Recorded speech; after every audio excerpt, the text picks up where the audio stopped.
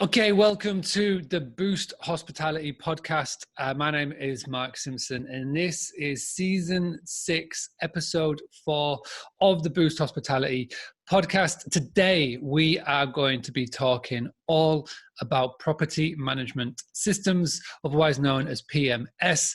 And I couldn't think of anybody else better to invite on to this podcast than Naim of Zivu. We're going to get in and we're going to talk about what exactly is a property management software, what exactly is channel managers. We're going to go through the full ins and outs of it. But before we get started, I just wanted to get Naim on, and I just wanted to quick introduction, find out more about him, more about Zivu, and then we'll go from there. So Naim, welcome. How are we doing? And could you just tell us a little bit more about yourself, please? So my name is Naim. I got into hospitality at a relatively young age, starting off primarily in restaurants as a waiter, and later on in my summer holidays working in hotels. And while at university, I started getting into property, and then the two of them sort of mixed together, and I ended up in service apartments. So my initial encounter was when Airbnb was still a relatively new thing, hadn't quite caught fire as much as it has now. I started off in Cambridge, managing service apartments and setting up a company managing them for others. And from there, I went into rent-to-rent SA before I even knew what rent-to-rent meant or what service apartments were as a term. All I knew about was Airbnb and then something called Booking.com that was meant to fill the gap when things went quiet in August. So that grew quite a bit, and then I started facing issues of systematization as the business was growing. So we went within sort of 6 months of when I started working on it properly to about 50 units, and we started having some expansion issues. So I decided to slow things down, and then took about a year or so to train staff and get things going properly. And when I looked at expanding again, we were facing issues with finding a good PMS or channel manager software. Basically, at first I struggled to understand what the difference was between the two and why you needed to have two separate systems. So that's how Zivu was born, basically. So about 2 years ago now, I started working with our current team on developing the software, and that's our latest project. So in simple terms then, and you just quickly touched upon it there, what is PMS? What is property management software? What is channel manager in the most simplistic ways that you could describe it to everybody that's tuning in? Sure. The way I put it is that the property management system is the brains and the channel managers are the arms. So you've got sort of everything sitting in the PMS, coordinating stuff, and then you've got the channel manager that's linking you up with the different websites, grabbing the bookings, sending out the prices, and so on. So they're meant to help, simplify the running of your business, help with your marketing, advertising, reaching more guests across multiple sites, and automating the collection of those bookings and processing to some degree. So in your opinion, why is it so important to have a PMS for your business, whether it is service accommodation or hospitality? So I guess in service accommodation, it's slightly more complex than running something like a hotel in certain aspects. Now, if you've got food and beverage in the hotel, of course, that adds complexity. If you've got swimming pool and saunas and spas and all of that. But just in terms of if you're doing self-catering rooms only in a guest house, say, or if you're doing service apartments, the issue with service apartments is that you've got multiple units in different locations. And once you start looking at the operational aspect of managing those and ensuring that the quality is maintained and that all the stakeholders are kept informed, such as your cleaners know where to go at what point, that you can be sure that the clean's been done, that you can remotely monitor the qualities of those cleans without having a head housekeeper who's going double checking on everything. To make sure you've got the supplies in place, you've got your linens there, your access arrangements are in place. So as you start adding more and more units, those things add in complexity, and it sort of doesn't scale linearly. You just end up in a mess. So I do know of people who've got up to 15, 20 units who don't use any software. They run on spreadsheets and Google calendars and just think OTAs between themselves. But it takes up a lot of time, and there's a lot of potential for error. So it's okay as long as the business owner is doing it. But if you're thinking of starting to outsource things, if you want to have a VA who's going to answer some emails and they need to know what's going on, you really can't rely just on spreadsheets and iCloud things. Yeah, 100%. That just sounds messy. Like I say, I recommend everybody has a really good property management software, channel manager, and a booking engine, because there are still so many people that I come into contact with that don't have a booking engine on their website. And it's just the fact, I've said this many a time, if you haven't got an access on your website where someone can go online and book, then you are going to get left behind in 2019-20. The way that somebody books a property now has changed so much. The old age method of guest finds property, sends an email to the property owner asking for availability, waiting for a response and booking it, has gone. People want it on an instant. So if you haven't got the systems and the structure set up, specifically when you've got listed on Booking.com, Airbnb, HomeAway, Expedia, you just open yourself up to double bookings, unhappy guests, and your business will just suffer for it. Okay then, so real good analogy of what a PMS is and a channel manager. And like you say, you have been involved in serviced accommodation for quite a while now, and you've got to know through just networking and being in Facebook groups so many service accommodation owners. What is the one big mistake that you see people make when they first join a PMS, sign up to a PMS, or when they first get started on listing their properties on these softwares? What's the one big mistake that you see the majority of them making? It's going to sound a bit funny, but I think one of the biggest mistakes is the research that people do. So, everyone wants to be as systematic as possible. So you get your spreadsheet, you put your features, and then you categorize them, and you say, I'm going to call all of them up, I'm going to have my demos, or I'm going to go on their website, and I'll see how many of these boxes they tick, and I'm going to look at the price. And whichever has the best sort of ratio between features and price, that's what I'm going to go for. Now, there's two issues with that approach. I'll first talk about the features issue, and then I'm going to talk about the price issue. The issue with the features is that pretty much everyone tries to tick the boxes, okay? And they will tell you that they tick the boxes. The question is, how do they tick the boxes? So a lot of systems out there will tell you they can store secure deposits for you, no problems. Once you start asking more questions, they will tell you they can integrate with various websites. Once you start asking questions, maybe it's an iCal instead of a full API integration. Well, what does that mean? Well, actually, you could end up getting lots of double bookings. You can't send your prices out, and you can't retrieve the booking. So that's the feature issue. As long as it ticks a box, does not mean it's going to get the job done. And the pricing, I've come across a lot of people who try to find basically the cheapest for the features that they can get. Now, the issue with that is that, as I said, not every feature that is ticked is served in the best way possible by every PMS. So if you only look at your price and you don't actually start to look at how much admin time you're spending on managing things through that PMS, well, you don't have the full equation. So the issue is basically you need to look at how much time it's costing you or someone who you're going to hire to outsource the work to, and add that to the cost of the software and any ancillary systems that you need to support your PMS.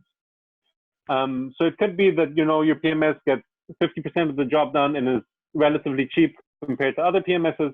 But then once you start looking at the features that they don't have, and you start thinking, well, I need to have a separate system that's going to manage my maintenance, and then I'll have a separate system for this. And then if you start looking at the amount of time it takes for you to log in and log out and copy information across, well, then, those cheap prices don't look that cheap anymore. Mm-hmm. I like that. Buy cheap, buy twice. And I totally get it. And specifically when you're starting up a business, and especially with service accommodation, because there's so much cost up front. And I totally get it. You get your property, you do it up to spec, so it's presentable and it's attractable to guests. Then you go and look at, everything else that you've got to do.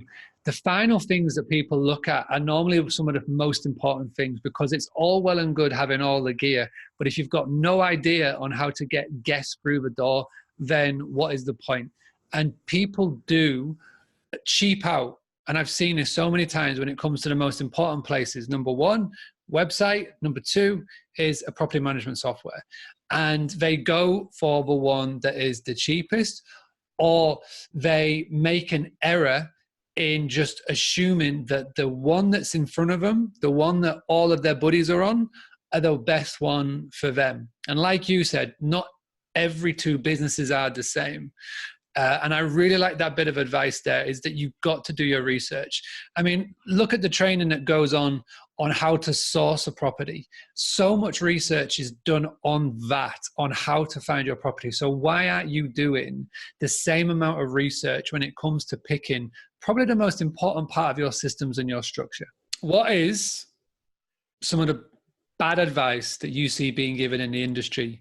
Well, I'd say that perhaps some of the worst advice is outdated advice, namely something that worked 3-4 years ago but doesn't work anymore. So even when I started, my apartments myself, it was enough to put it on Airbnb and you were fine. You were making lots of money. Then things started weakening a bit, and you had to sort of start going on Booking.com, and you had to think around with HomeAway and holiday lettings, and it sort of worked for another year or two, and then the market really started getting crowded. So if you want to make it work, you basically need to be able to keep that extra slice of income that you're paying to the OTAs or the listing sites. So I'd say the biggest advice is the missing advice. The things that are not being said about how important direct bookings are and how you go about getting those direct bookings. I think that's a real lack in most of the training programs out there. Yeah, I like that. And I like your tagline with Zivu. What is it? The book direct revolutionary. Is that right? The direct booking revolution. I don't know if you can see. Direct booking revolution. I do see that on the t-shirt. Nice little product placement. I like that. So you're 100% right. You're 100% right. Book direct or direct bookings is not talked about enough. And that is my one goal with this podcast series, is to spread the word about direct bookings. And it's one of the big reasons why I wanted to get you on this podcast and on this series, is because it is so important for everybody to do. You're 100% right. 3 or 4 years ago, you could just throw up a listing on Airbnb, get really nice photos so your listing stands out, and that's it. That's all you needed to do. The same on booking.com. But now the amount of people that are doing rent to rent or rent to SA, they're all been getting told the same things at these courses, and you can spot somebody a mile off who's doing service accommodation and the courses that they're doing by the state of the photos. And it has become oversaturated. You can just see in the major cities. So you have to be doing something even different now to stay ahead of the trend, to be getting that booking first, that direct booking. Or even if you have got an OTA booking come in, you've got to know how to convert that into a direct. And Amanda and David, they spoke about it in episode 3. And obviously we're going to go on and talk about it now. But what is Zivu's goal then? You've created this business out of a need, scratching your own itch, which is normally why some of the best businesses are created. But what is your sort of 5-10 year goal with this and with direct bookings, would you say, Naim? Sure. So what I'd say is that the business itself, or the software itself, was born out of the need, the PMS side, the channel manager side, and all of that. It was probably a conversation on a Facebook group. I think it was a post by Jason Living. And that really triggered what has turned Zivu into becoming a cause rather than just a business. The cause for getting the direct booking. And the conversation was regarding rate parity, narrow and wide rate parity. Now, I'm not going to go into much detail, but basically, OTAs will penalize you if you have a cheaper price on your own website than on their website. It used to be that you were not allowed to have a cheaper price on any OTA. So you basically have to preserve the same price across all the OTAs. From my understanding, right now, you can have OTAs, but you can't undercut them through your own website. So the idea came to me, why don't we just have a communal website where people can advertise their properties, where they don't have to pay any commissions, and given that it's not their own website, they can give discounts, they can give direct booking advantages to guests. So that's how sort of the main, what's now the main bit of Zeevou came about, which is trying to create this communal booking engine for anyone who's hosting, who's managing their properties through Zeevou, that allow guests to book across all these properties.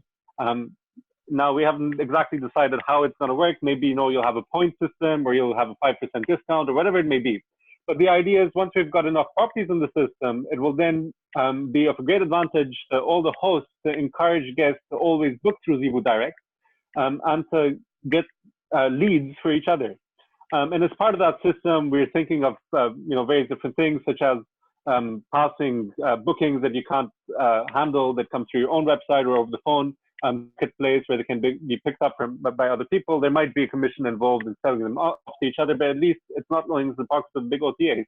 We're thinking things of creating a central blacklist. Again, that's something that I think Amanda's quite keen on, where we can exchange information as to who's come and damaged a property and then tries to book another property. If the system can detect that guest has already been blacklisted, then it could give a heads up to the new host to say, well, look, something's fishy here, keep your eyes open.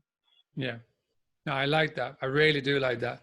And funny enough, Jason Living was episode 1 of season 6 of the Boost Hospitality podcast. So it's good that all of the good people are chatting and sharing this. And it's a really good idea. And I really hope that in 5 to 10 years, when we do this podcast again, and when we're chatting about the evolution of Zeevou and the direct bookings in the SA world, then we can sort of look back on this, because that'll be amazing. So obviously you mentioned there that the product and the website is still in beta, and you're looking to go live September, October 2019. So as we all know, podcasts and interviews are evergreen and they stick around forever. So just in case someone is listening to this in September or October 2019 or beyond, and they want to come out and find more about Zeevou, where is the best place to go? Well, as we're on the Book Direct mantra, go to zeevou.com. You'll be able to find... how do we spell it? So Zeevou is ZEEVOU. That's Zulu, Echo, Victor, Oscar. I'll put all the links and everything in the show notes for this, so do not worry. But that was good. That was really good. So I just want to say thank you very much for coming on. And I wish you all the best with it. And I love that there is now somebody else in the service accommodation world who's talking about direct bookings and book direct. So I wish you all the best. Thank you very much. And thank you everybody for tuning in to this episode of the Boost Hospitality Podcast. This is season 6, episode 4. If this is your first episode that you have ever listened to, please go back to the full back catalogue. You will learn so much, including the 5 steps to a booking process, what the guest goes through, how to run a perfect Facebook competition. We interview hospitality owners from all over the world to chat about their direct booking journey, and so much more. So this is Mark Simpson. I'm the founder of Boostly. You can go and find out more by going to boostly.co.uk. If you want to get the full back catalogue of all the podcasts, go to boostly.co.uk/podcast. And whilst you are in iTunes, before you leave, go leave one of those lovely 5-star reviews. And I shall see you next time for episode 5, season 6 of the Boost Hospitality Podcast.